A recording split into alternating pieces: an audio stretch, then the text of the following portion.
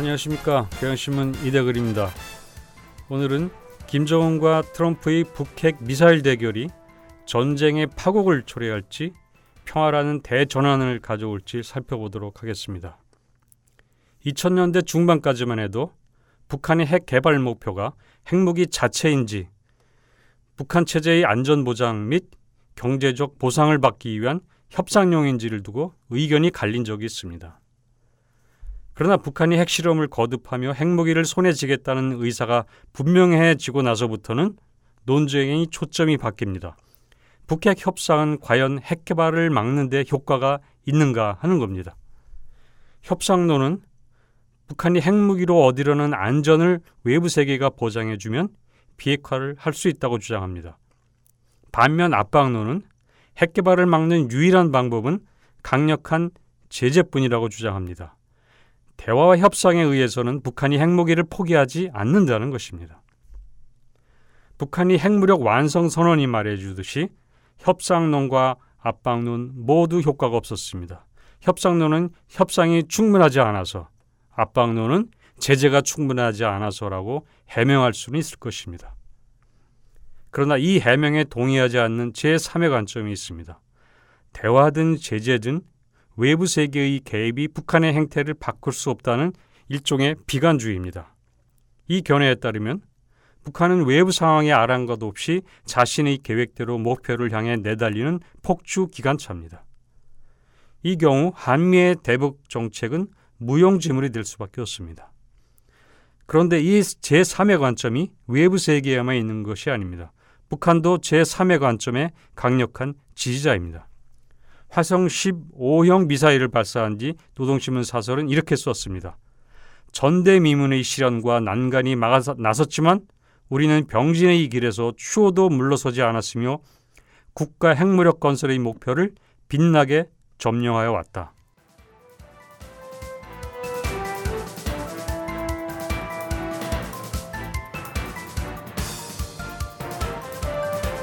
그리고 이런 내용도 있습니다. 희세의 천출 위인이신 경의하는 최고 영도자 김정은 동지께서만이 안아오실 수 있는 특대사변 대승리이다. 여기에는 동의하기가 어렵습니다. 이 대승리의 트로피를 함께 들 사람이 있습니다. 바로 오바마와 트럼프입니다. 미국은 대북 정책 실패를 통해 북핵 상황 악화에 기여해왔습니다. 전략적 인내라는 대북 정책 때문에 오늘날 북한이 핵무력 완성이라고 할 정도로 북핵 개발을 방치한 오바마 대통령은 물론 오바마의 잘못을 반복하지 않겠다고 하면서도 제재와 압박만으로 일관해서 북핵 문제의 해결의 길에서 멀어져간 트럼프 대통령 모두 북한의 핵무력 완성 선언에 대해서 책임이 있습니다. 북한의 핵무력 완성 선포는 북한의 요구에 대한 미국의 대응, 미국의 요구에 대한 북한의 반응이 상호 결합한 결과물입니다. 핵무력 완성 선포 이후의 길도 마찬가지입니다. 이 길에도 트럼프라는 동반자가 있습니다. 김정은 홀로 가지 않습니다. 다만 이번 두 사람이 추는 이 임무가 과거와 다른 점이 있다면 완성선언 이전보다 좀 더 민감하고 더 복잡하다는 사실뿐입니다. 김정은은 트럼프에게 서로 엇갈리는 두 개의 신호를 보내고 있습니다. 대륙간 탄도미사일 화성 15형의 대기권 재진입 기술을 입증하지 못한 상태에서 핵무력 완성을 선언함으로써 선을 넘지 않을 것임을 암시한 겁니다. 이것은 미국의 예방 공격 명분을 주지 않기 위한 것으로 보입니다. 평창 올림픽과의 시간상 거리도 적당합니다. 평창 올림픽 코앞인 1월에 화성 15형 미사일을 발사했다면 협상으로 국면 전환할 틈이 없을 것입니다. 그러나 북한을 핵 보유국으로 인정해야 협상도 가능하다는 김영남 최고인민회의 상임위원장이 발언에서 드러나듯이 북한은 아직 대화에 대한 진지한 태도가 없습니다. 핵무력을 완성하지 못했으면서도 완성을 선언해 비핵화로 되돌릴 가능성에 미리 세기를 박아 놓으려고도 했습니다. 2012년 헌법에 핵 보유국으로 명기했을 때처럼 비핵화의 꿈을 단념하려는 심리적 선제 공격으로 보입니다.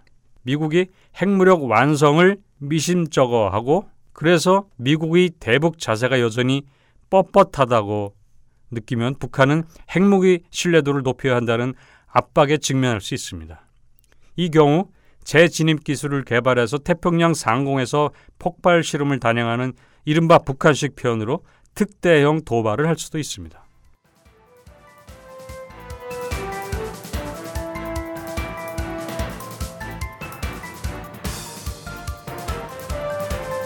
트럼프도 두 개의 선택지 사이에 놓여 있습니다. 하나는 북한이 추가 도발하지 않도록 상황을 관리하는 일입니다. 그러자면 북한이 현재의 핵개발 수준에 만족하고 대화에 나서도록 국면 전환의 분위기를 조성해야 합니다. 트럼프의 또 다른 선택지는 북한이 굴복할 때까지 압박을 강화하는 겁니다. 트럼프는 지금 그럴 기세입니다.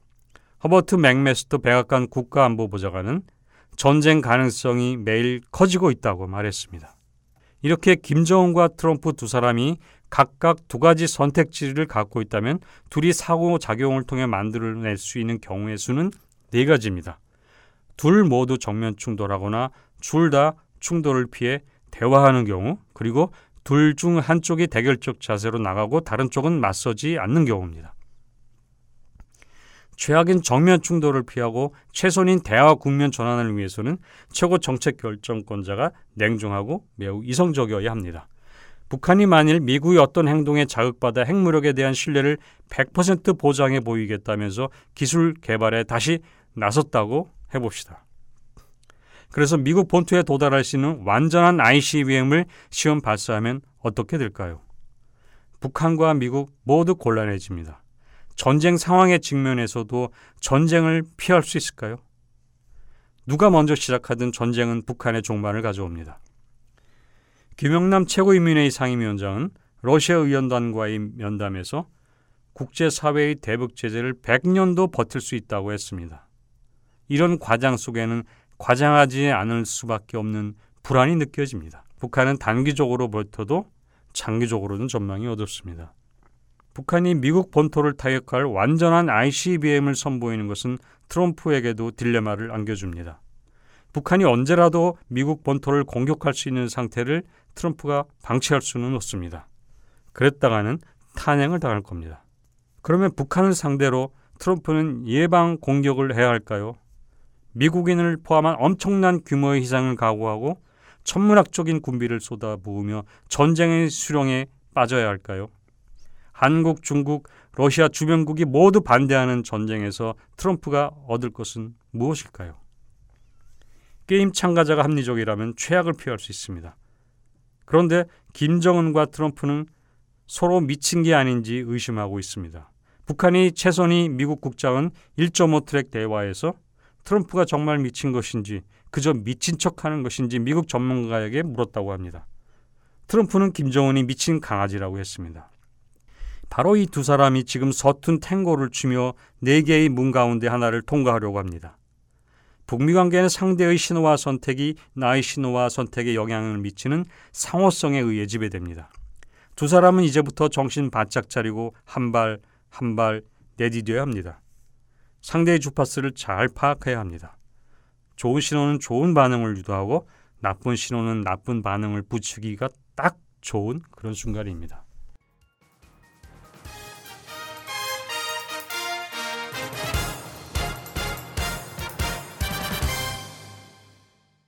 탱고와 같은 이 임무는 박자가 안 맞으면 몸이 서로 부딪히거나 상대의 발등을 밟게 됩니다. 최악을 피하려는 상대의 입장을 약점이라고 여기고 더 몰아붙이면 어떻게 될까요? 즉각 파국입니다. 두 사람은 전쟁으로 가는 문을 피하고 평화로 가는 문을 통과할 수 있을까요? 정전체제가 본질적으로 지니고 있는 불안정성이 폭발해 전쟁으로 치달을까요? 아니면 정전체제의 불안정성을 대체할 평화체제로 전환하는 분단 이래 최대의 사건이 펼쳐질까요? 이대근이었습니다.